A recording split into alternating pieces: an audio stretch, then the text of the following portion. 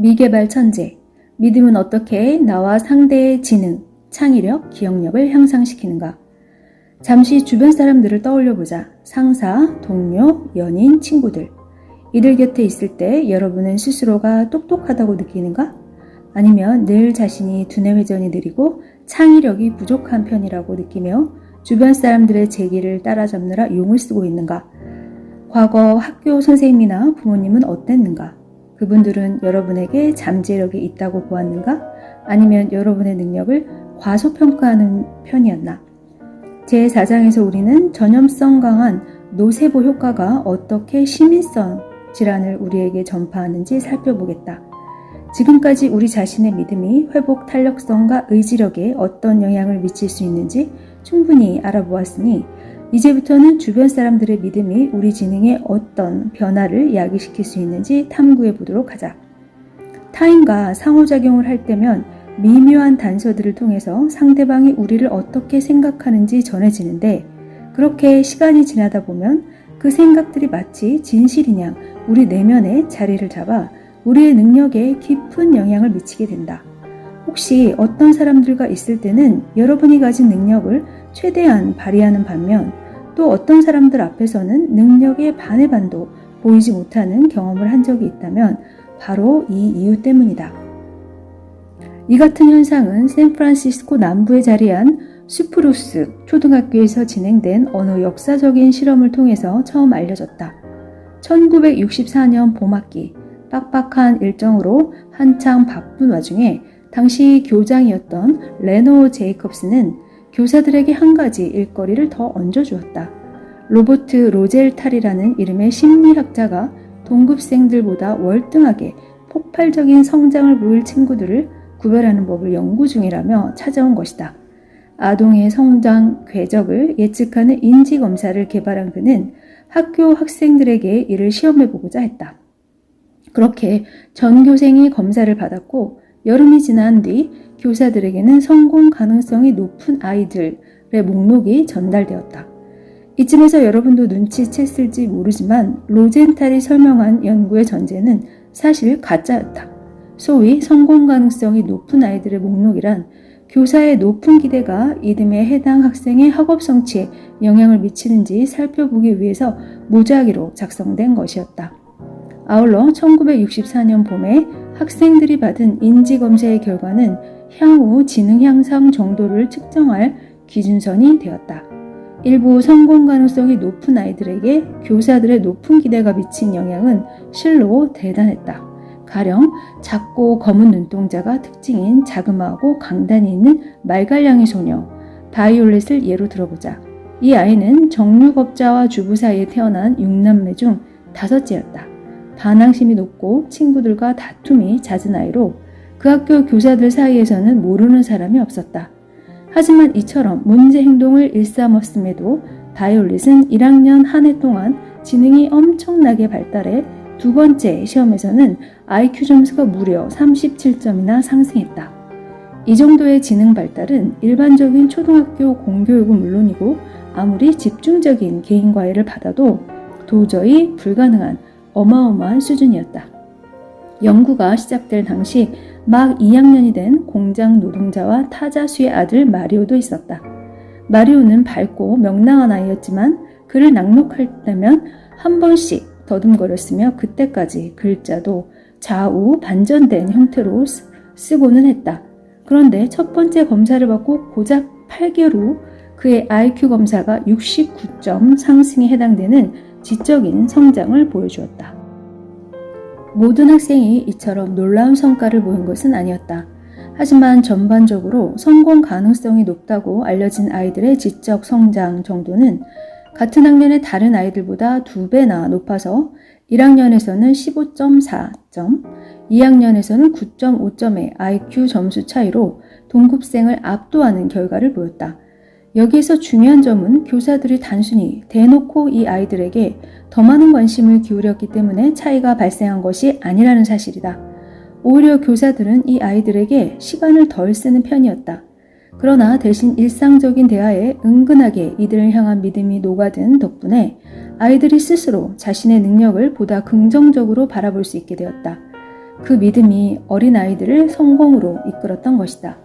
로젠탈과 제이컵슨의 연구 결과가 정말 현실성이 있는지를 두고 처음에는 다소 논란이 있었다. 하지만 기대 효과와 관련하여 새롭게 밝혀진 사실들을 고려하면 이 학생들이 보여준 지적 성장도 전혀 터무니없는 결과가 아님을 알 수 있다. 지능이나 창의성과 같은 특징은 분명히 우리 자신의 믿음에 영향을 받을 수 있으며 적어도 어느 정도는 주변 사람의 믿음도 여기에 기여한다. 이런 기대가 반대로 우리의 성장을 늦추는 브레이크로 작용하는 경우도 너무나 많은데 일단 그 브레이크를 풀기만 하면 훨씬 쉽게 잠재력을 발휘할 수 있다. 뒤에서 살펴보겠지만 이들의 연구 결과는 기대 효과가 사회적 평등 수준을 높일 수 있다는 강력한 근거가 된다는 이유로 정치적으로 많이 이용되었다. 다행히 일부 최신 기술들을 활용하면 타인이 설정한 한계를 뛰어넘어 우리 자신만의 자기 충족적 예언을 만드는 일도 가능하다. 지적 능력의 즉각적인 상승 효과. 우리가 스스로 생각하는 대로 똑똑해진다는 발상은 그 자체만으로도 큰 충격이었다. 그도 그럴 것이 심리학의 역사상 대부분의 기간 동안 지능은 인간의 특질이 선천적인지 후천적인지를 논할 때면 빠지지 않던 가장 뜨거운 주제였다. 그 결과 유전자가 지적 능력을 결정짓는 가장 큰 요인으로 여겨졌고 식습관이나 가정환경 같은 요인들이 그 뒤를 이었다. 이것들에 비하면 기대 효과의 영향은 당연히 미미할 터였다. 그런데 이 같은 상식에 반하는 증거가 두뇌훈련 연구로부터 제기되었다. 여러분이 만약 2000년대 초반에 컴퓨터 게임에 관심이 있었다면 당시 사용자의 지능을 높여준다는 게임들이 우후죽순처럼 쏟아졌다는 사실을 기억할 것이다. 그 중에서도 가장 유명했던 게임이 인기 여배우 니콜 키드먼이 광고했던 가와사와 류터 박사의 닌텐도 DS용 두뇌 트레이닝과 서비스 시작 이래 무려 1억 명이 이용한 웹사이트와 웹 기반의 루모시티이다. 앞에서 의지력에 관한 로이 바움마이스터의 이론이 시사했던 바와 마찬가지로 이 두뇌 훈련 게임 개발 회사들은 우리의 지적 능력 또한 근육과 같아서 단련할수록 더 똑똑해질 수 있다고 주장했다. 이 게임들은 대체로 작업 기억, 공간 추론, 인지적 유연성, 암산 등 다양한 과제에서 지능 판단의 도구로 활동되는 기술들을 향상시키기 위해 고안되었다. 이 같은 게임을 이용해 본 사람들은 정신이 뚜렷해지고 기억력이 좋아지는 느낌을 경험했다고 보고했다. 학계에서는 몇 주일 동안 규칙적으로 훈련한 뒤에 재측정한 IQ 점수에서 눈에 띄는 향상 효과를 발견하며 이들의 주장을 순조롭게 뒷받침하는 듯했다. 어쩌면 성인이 된 이후에 환경의 변화에도 타고난 능력 못지않게 한 개인의 지능을 결정짓는 큰 영향력이 있었는지도 모른다. 문제는 이런 결과들 중 상당수가 참가자들의 노력이 과연 정말로 의미가 있었는지 믿을 수 있도록 유효한 통제 집단을 설정하여 올바른 방법으로 효과의 크기를 비교하는 과정을 생략했다라는 점이다. 통제 집단을 설정한 실험도 이 집단의 참가자들에게 두뇌 훈련 게임과 유사한 수준의 정신적인 몰입을 유도하기보다는 단순히 교육적인 내용의 DVD를 시청하게 하는 등 따분한 과제를 제시했다. 여러분이나 나나 지루한 수업 시간에 앉아 있는 것만으로도 지적 능력이 급상승하는 경험은 해본 적이 없으니 이것이 이런 류의 실험에서 적절한 과제가 아니라는 사실은 쉽게 알 수 있을 것이다. 그러다 보니 두뇌 훈련 게임을 한 참가자들과 교육 영상을 시청한 참가자들 사이에는 처음부터 과제를 마친 뒤에 지적 능력 향상에 대한 기대에 극명한 차이가 있었을 확률이 높다.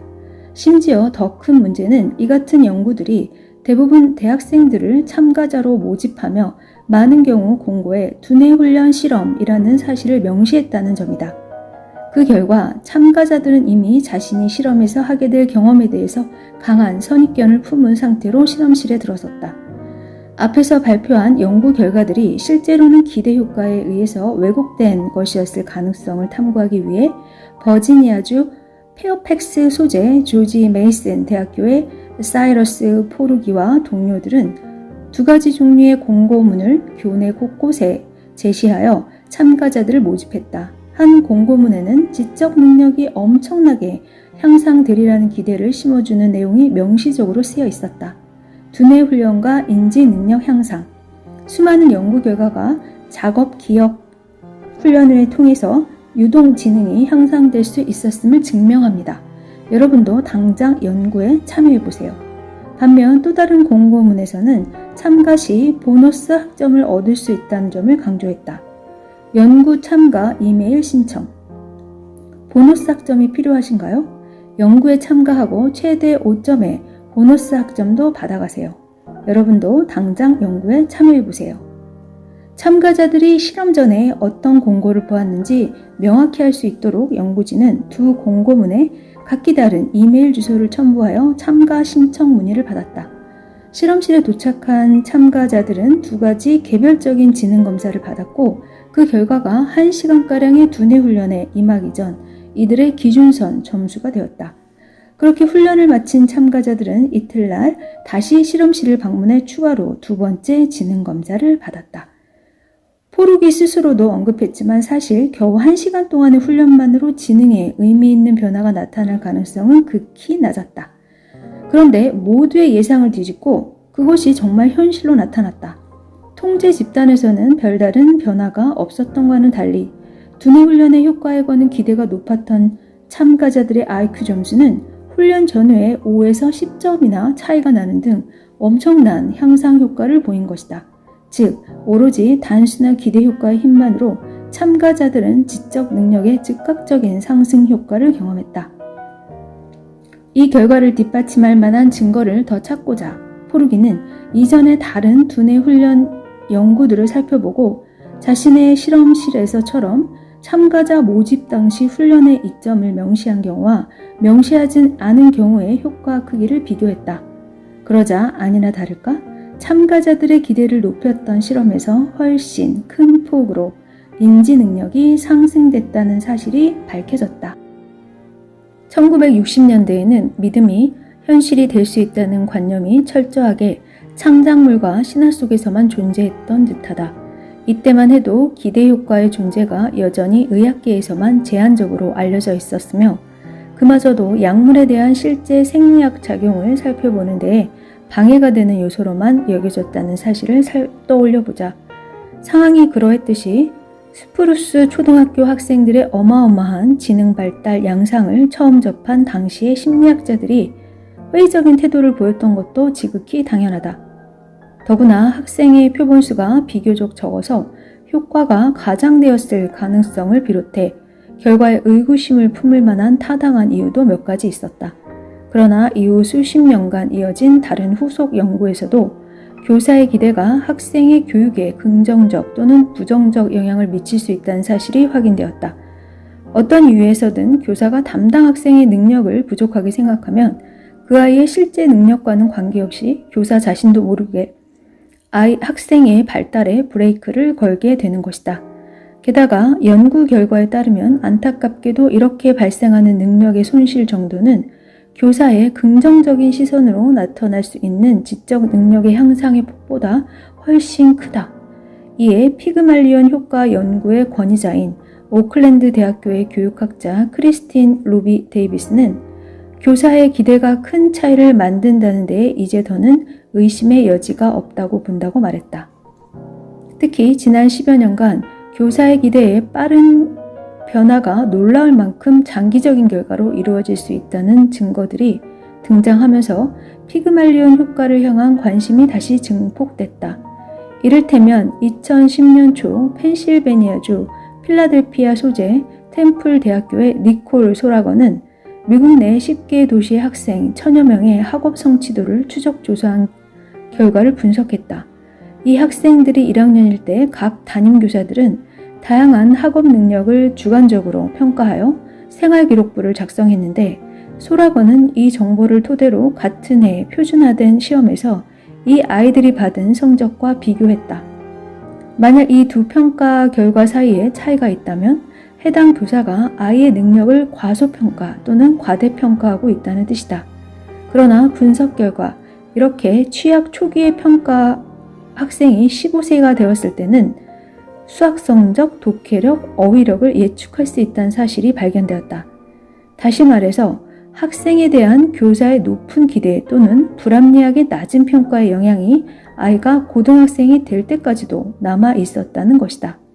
이런 연구 결과가 조직의 생산성을 높일 방법을 찾고 있던 조직 심리학자들의 주목을 받게 된 것은 어쩌면 당연한 수준일 것이다. 지금은 타인의 기대가 네덜란드의 경찰에서부터 뉴욕의 시티은행 본사 직원에 이르기까지 모든 직장 내 구성원들의 수행 능력을 좌우하는 강력한 힘으로 작용할 수 있음이 분명히 밝혀졌다. 요컨대 각 조직의 리더가 가진 기대 또한 스프루스 초등학교 교사들이 학생들의 지적 잠재력을 발휘하게 한 것과 정확히 같은 방식으로 조직 구성원들의 수행 능력을 향상시키거나 저하시키기도 한다.